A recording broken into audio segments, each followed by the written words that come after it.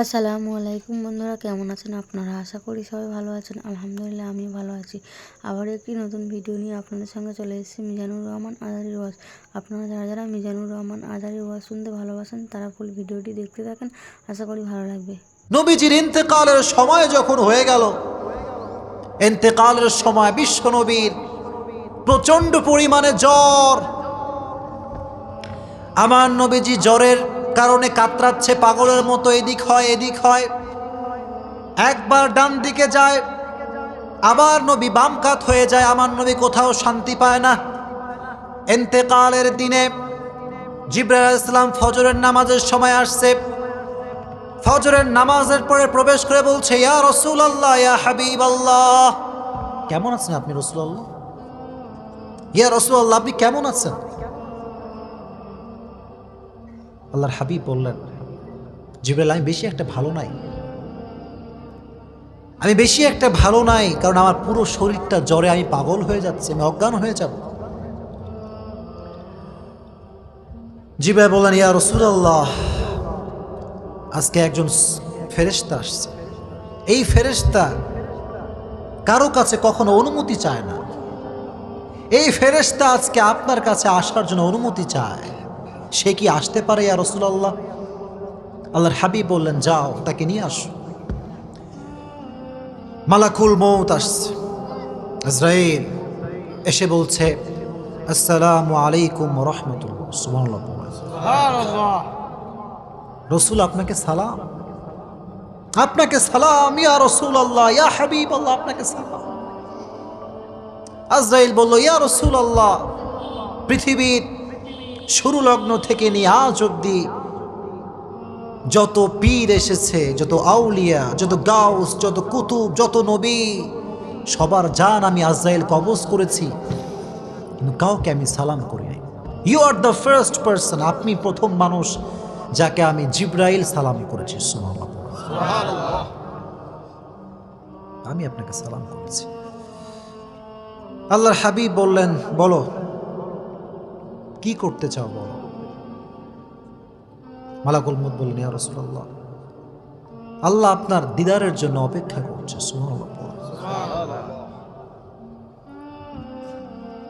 মালাকুল মউত বললেন, ইয়া রাসূলুল্লাহ, তবে একটা কথা আপনাকে আমি অবগত করতে চাই।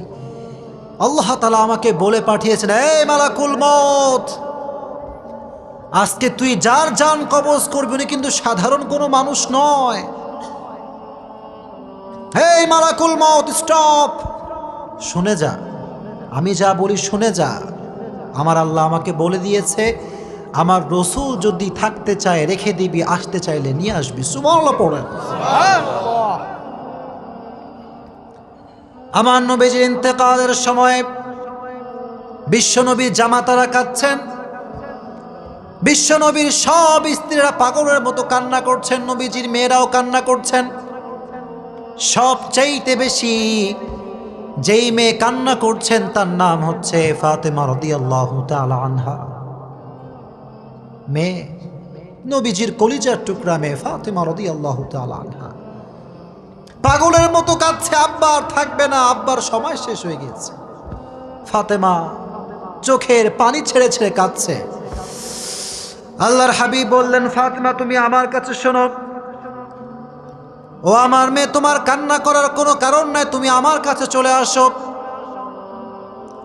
ফাতেমা রাদিয়াল্লাহু তাআলা আনহা যখন বাবার কাছে আসলেন, বিশ্বনবী বললেন, ও ফাতেমা, তোমার কানটা আমার মুখের কাছে নিয়ে আসো। ফাতেমা ফাতেমা রাদিয়াল্লাহু তাআলা আনহা নিজের কানটা বিশ্বনবীর মুখের কাছে নিয়ে আসলেন।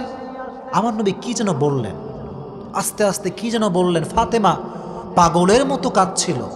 ফাতেমা চুপ হয়ে গেল। হঠাৎ করে ফাতেমা সাইলেন্ট, একদম চুপ। আম্মা জান আয়েশা রাদিয়াল্লাহু তাআলা আনহা দূর থেকে এটা দেখছেন যে বাবা মেয়ের মধ্যে কথা হচ্ছে। বাবা মেয়েকে কি যেন বললো আর মেয়ে চুপ হয়ে গেল। ফাতেমা চুপ হয়ে গেছে, আর কোনো কান্না নাই। আয়েশা রাদিয়াল্লাহু তাআলা আনহা ডাকলেন, এই ফাতেমা শোনো, তোমার বাবা তোমার কানে কানে কি বলেছে আমাকে একটু বলো, কি বলেছে বলো। ফাতেমা রাদিয়াল্লাহু তাআলা আনহা বললেন, আমার বাবা আমার কানে কানে এই কথা বলেছে, ফাতেমা তুমি কেঁদো না, কারণ আমি বাবা হিসেবে আমার মেয়ের চোখের পানি সহ্য করতে পারি না। তুমি কেঁদো না ফাতেমা, টেনশন করো না, আমি মৃত্যুর পরে, আমার মৃত্যুর পরে সর্বপ্রথম সাক্ষাৎ ফাতেমা আমার তোমার সঙ্গেই হবে। সুবহানাল্লাহ। ফাতেমা রাদিয়াল্লাহু তাআলা আনহা টের পেয়ে গিয়েছেন যে আমার বাবার পরে সবচাইতে সবার পূর্বে যার ইন্তেকাল হবে সেই হচ্ছে আমি ফাতেমা রাদিয়াল্লাহু তাআলা আনহা। কম সুবহানাল্লাহ। ফাতেমা চুপ হয়ে গিয়েছে। আজরাইল যখন বলছে, ইয়া রাসূলুল্লাহ, জান কবজ করার সময় হয়ে গেছে, কি করবেন করেন। বিশ্বনবী বললেন যে আমার স্ত্রীকে ডাকো, আয়েশাকে ডাকো, আমি আমার বউয়ের সঙ্গে শেষ কথা বলতে চাই। নবীজি মারা যাবে, বলছে আয়েশাকে ডাকো, আমার বউকে ডাকো, স্ত্রীকে ডাকো। আয়েশা রাদিয়াল্লাহু তাআলা আনহা যখন আসছে বিশ্বনবীর দরবারে, বিশ্বনবী বলছেন, ও আয়েশা, তোমাকে যে আমি একটা টুকরা স্বর্ণ দিয়েছিলাম, সে স্বর্ণটা কোথায়?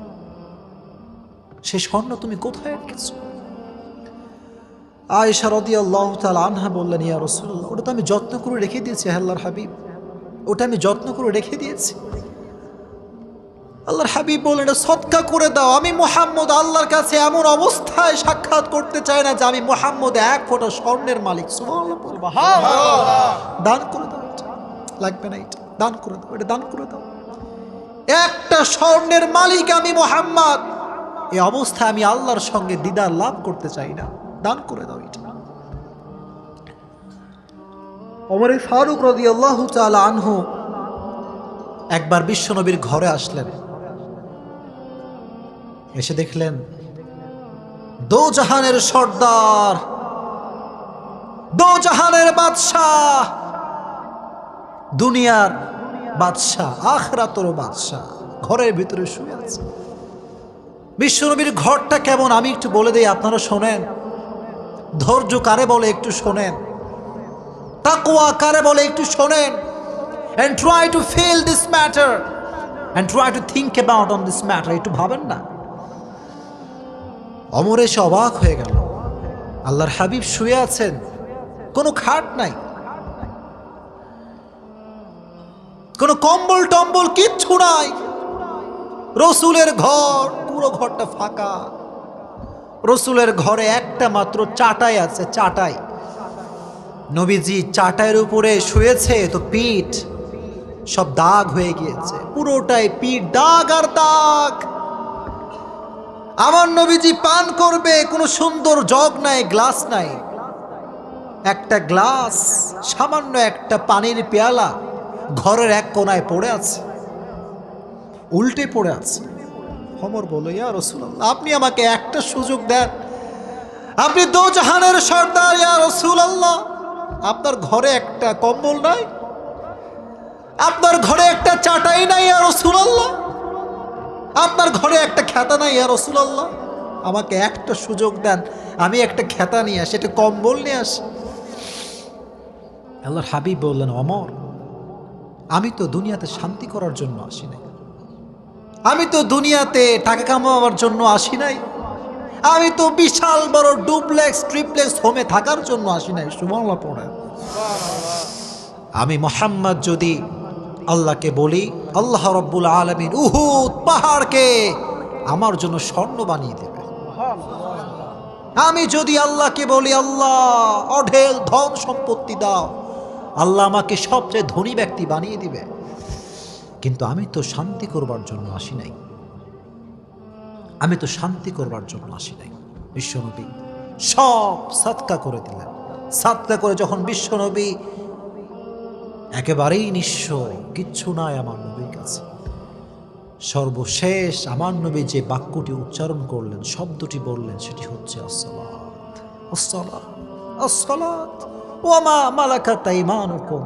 উম্মতেরা নামাজ, নামাজ, নামাজ, যাই করো আর তাই করো, নামাজটাকে ছেড়ে দিও না, নামাজ ছেড়ে দিও। আমি এই যে আপনাদের কাছে দুটো হাত জোর করছি, যুবকদেরকে বলছি, যুবক আল্লাহর কসম একবার, আল্লাহর কসম দুইবার, আল্লাহর কসম তিনবার তুমি নামাজকে বাদ দিয়ে পৃথিবীর কোথাও শান্তি খুঁজবা, আল্লাহর কসম আল্লাহর জমিনে তুমি কোথাও শান্তি পাবা না। চিল্লায় কাউ ঠিক কিনা? কোথাও শান্তি তুমি পাবা না। নামাজটা পড়ো, ওযু করো, একটা বার আল্লাহর কাছে সেজদা দাও। ওই একটা সেজদা তোমার জীবনের সমস্ত দুঃখ কষ্ট ভুলিয়ে দিবে। কও সুবহানাল্লাহ। ফাসজুদ ওয়াক্তারিব, prostrate and get closer to your Lord. সেজদায় নত হয়ে যান, সবচেয়ে নিকটে যাবেন একজনের কাছে, তিনি কে? আল্লাহ। আজরাইল বলল, ইয়া রাসূলুল্লাহ এবার কি হবে ইয়া রাসূলুল্লাহ? আল্লাহর হাবিব বললেন, এবার আমি তোমাকে অনুমতি দিচ্ছি, তুমি আমার রূহটাকে কবজ করে নাও, রূহটাকে কবজ করে নাও।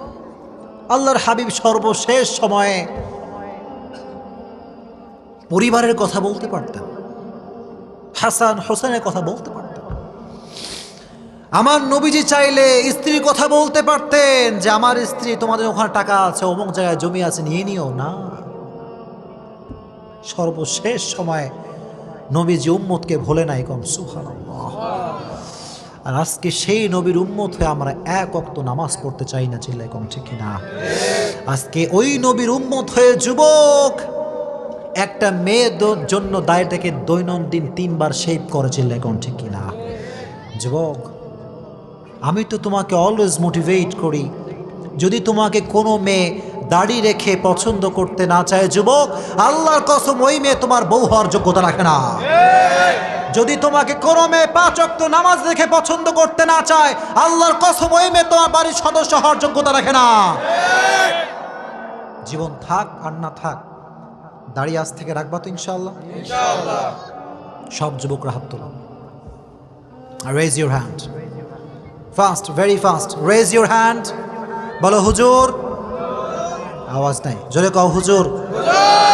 আজ থেকে 5 ওয়াক্ত নামাজ বা জামাত আদায় করব ইনশাআল্লাহ। আজ থেকে আমি আমার দাড়ি রাখবো।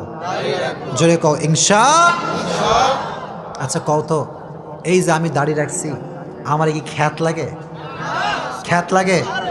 আমার কি আনস্মার্ট লাগে নাকি স্মার্ট লাগে? লাগবেই, স্মার্ট লাগবেই তো, কারণ আমার নবীর দাড়ি ছিল কি ছিল না? জোরে কও ছিল কি ছিল না? He was the most smart personality in the world. As a father, as a teacher, as a lawyer, as a commander, as a messenger, as a reformer of the society, Muhammad is the superman of the world. Kon subhanallah. Baba হিসেবে, নেতা হিসেবে, সমাজ সংস্কারক হিসেবে আমার নবীকে গোটা বিশ্বের জন্য সুপারম্যান করে পাঠিয়েছে একজন, তিনি কে? ধৈর্য ধারণ করে দাঁড়িয়ে রাখবা। কে কি বললো, you don't care about anyone's comment. কথা কও ঠিক কিনা? প্রোফাইল পিকচার দিবা দাড়ি রাখা। দেখো এই যুবক, প্রোফাইল পিকচার দিবা দাড়ি রাখা, আর ক্যাপশনে লিখবা তোর যা মন চাই লিখে যা, আই ডোন্ট কেয়ার। পারবা ইনশাআল্লাহ? প্রোফাইল পিকচার শাহরুখ খানের ছবি দিও না। প্রোফাইল পিকচার ইন্ডিয়ান কোন সিনেমার নায়িকার ছবি দেওয়া যাবে না। পারবা ইনশাআল্লাহ? আজ থেকে যুবকরা দাঁড়িয়ে রাখবা তো ইনশাআল্লাহ? 5 ওয়াক্ত নামাজ বা জামাত আদায় করবা তো ইনশাআল্লাহ? আর আজ থেকে যেখানে যাও, be patient. You have to be a patientful personality. ধৈর্য ধারণ করলে সফলতা প্রত্যেকটা প্রান্তে প্রান্তে দিবে একজন, তিনি কে? আল্লাহ। ভিডিওটি ভালো লাগলে একটি লাইক, কমেন্ট ও শেয়ার করে পাশে থাকবেন বন্ধুরা। যারা যারা শেষ পর্যন্ত ভিডিওটি দেখেছেন তাদের জন্য অনেক অনেক ভালোবাসা থাকলো বন্ধুরা। আর নতুন নতুন ভিডিও পেতে চ্যানেলটিকে সাবস্ক্রাইব করে পাশে থাকবেন বন্ধুরা। ভালো থাকবেন, ধন্যবাদ।